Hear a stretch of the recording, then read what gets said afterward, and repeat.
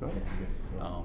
I guess momentum is on your side right now. Feel good about your way your team is playing heading into the tournament? Yeah, we've played extremely well. Obviously 5 out of the last 6, but over the course of the ACC, some tough losses early. Our guys kind of hung in there, and we've played very well as of late, and doing a lot of good things. Defensively, much better. Rebounded the ball really well on Saturday, and then offensively, we've been able to go to some different guys in critical times, and they've responded. You split your 2 games with Clemson during the regular season. When you won, what worked? And flip side, when it didn't go your well, when you ended up on the losing side? They did a great job on us defensively in the first game. We were much better offensively in the second game, and our defense, especially in the second half, in game number 2, was better.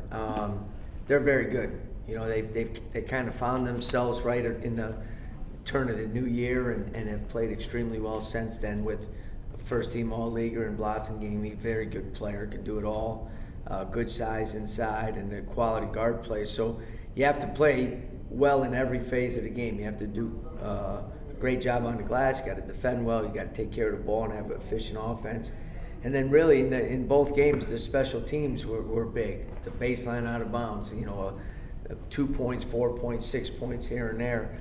With the games that we've played against Clemson over the last 5 years, every game's gone down to the wire more or less. So those are big possessions. You won 5 of 6, as you said. You beat Clemson. If you look ahead, you beat Virginia. Do you think you guys maybe make a magical run and get this thing taken care of? Well, I think I like where we're at right now, and the only thing you have to worry about is the first game. And for us to be prepared for the first game, we need to practice well today. We're not going to change the formula of what we did. We stuck with it even when we weren't necessarily getting the results that we wanted, and the guys kind of, as I said, hung in there and did a good job of staying true to what we need to do, and because of that we've been successful. So now we need to kind of continue that, but this is a great opportunity for us. There's no doubt about it.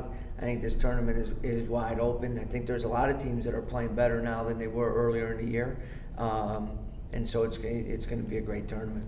When you play a team for the 3rd time in one season, and you can probably anticipate each other's moves, does the game become a grind, or do you think it'll be business as usual? Well, I don't think there's been many games against Clemson where it hasn't been a grind. Yeah. I think both programs and coaches have kind of been built around the defense and hard-nosed defense and so forth. Both teams are improved offensively. I think that's why we both had pretty good seasons, and I think it will be a tough battle, in terms of trying to score on them, and hopefully it will be the same for them. I imagine you have to anticipate that Blossom game is going to get his. You try to keep other guys like Holmes and Grantham under control. Yeah, you have to do a great job on Blossom game. He can score in a variety of ways. He's shooting unbelievably well from the 3. So it's hard when you put a big guy on him. Our guys are going to have to challenge themselves to rise to the occasion on that. He can score in the post, explosive off the dribble, offensive rebounds. But if everything you do is directed at stopping him, with Grantham and Holmes and Roper and Nako, the DeVoe kid off the bench is giving him a big spark. You have to play really good, solid team defense at every spot, because that's why they've been successful. They've kind of found their rhythm on the offensive end. They're always going to be tough defensively and on the glass, but offensively is where they're so dramatically improved.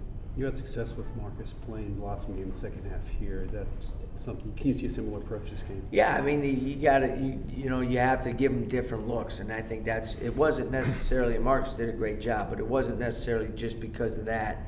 Number one, then you have to make adjustments around that as well, and those guys have to do a good job. But the thing that we've been able to do defensively, especially in the second half of the ACC, is make adjustments during the games in terms of coverages, in terms of matchups, in terms of what we're doing. And I think this game's going to be very similar. When you think of Georgia Tech and post play, naturally you think of Mitchell and Jacobs, but when you look at the last game, they didn't play a huge role, and guys like Lammers and Quentin got on the boards and picked up the slack. So you feel like maybe, hey, those guys can come back and play a bigger role this game. They're going to have to play well for us, and hopefully, Chuck and Nick will have a little more of an impact. In both games we haven't finished as well around the basket as I would like, Ben was tremendous in the second game in terms of his defense, in terms of his rebounding. And there are times where we go with the 4-guard lineup, and now Quentin has to kind of cross match and so forth. But we were able to get away with it because he was so active in that game. You talked about Quentin's defense. Do you still see him improving, where you can put him on somebody that really needs to be shut down? Well, yeah. I mean, you look at it. He did a great job on Saturday on Artis. He's one of the best players in the league, and he did a great job. And he's guarded guards and he's guarded big guys. You know, I thought in the first game, he did the best job on Blossom game. Used his length, used his, you know, kind of gapped him a little bit, kept him off balance, and that's the biggest thing. Our defense is, when we're good, our defense is disruptive. We may not force a lot of turnovers, but we're it's amazing, one of the best shot blocking teams in the league, and you know, just forcing teams out of their rhythm a little bit is something that we've gotten a lot better at. This is what you get into it for, right? March Madness.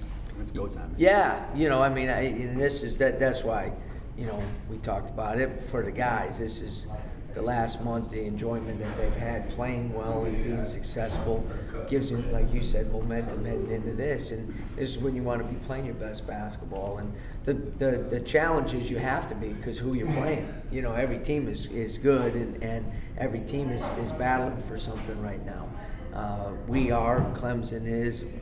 If we advance, then Virginia will be as well. So it's one of those things that you just you work all the time in the summer, you prepare all the time.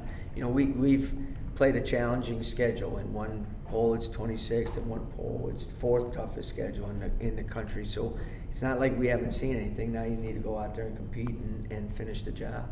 Brian, when the team's playing well like it is over the last 3 or 4 weeks, does that expand your playbook, or do you play more efficiently because you're doing less and doing fewer things? Well, I think we're doing about the same, you know what I mean? But you know, this league is so difficult. You have to have some game adjustments every game, every 2 days, you know what I mean?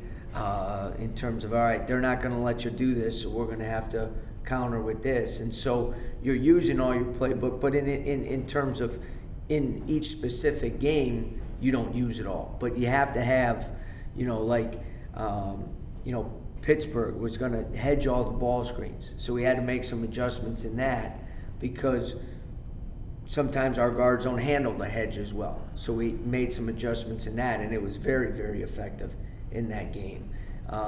This team is going to post trap, big to big, or whatever the case might be. So now our big guys have to realize that we're still going to throw them the ball, but they may not have the opportunity to score like they would normally. And they have to be okay with that. So now you can't change in terms of never throwing it in there, but you have to change in terms of what you're trying to get out of it. And the guys have to adjust to that. And that's something our guys have been really good at. The move of Marcus to, you know, get more time at the point, handling the ball more, that seemed to be one of the keys in the adjustments you've made this year in the turnaround.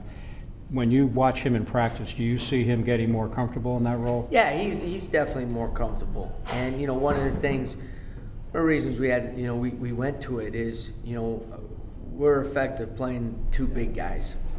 You know what I mean? And they're none of our 4 post players can really stretch you out and shoot threes like, you know, like it is nowadays. We're kind of an old school team with 2 big lugheads underneath the basket. You know what I mean? And they've done a great job. And it could be any of the 4 lugheads, but there are usually 2 out there. So to have 3 perimeter guys that have to be defended and can shoot the 3 and can make plays, and it's worked out. You know what I mean? And you have to keep kind of testing the waters and see what's working, and we just got very comfortable in it, and you know, it's worked out. And that's why when Quentin shoots the ball well, or Tyler comes off the bench and gives us a big lift, and you know, when Adam, you know, now you can't key on Marcus or Adam because you have a 3rd guy out there and you got the 2 big guys inside, so it's worked out pretty good. But Marcus has obviously gained more and more comfort. Leading our team in assists in ACC play kind of speaks volumes. And he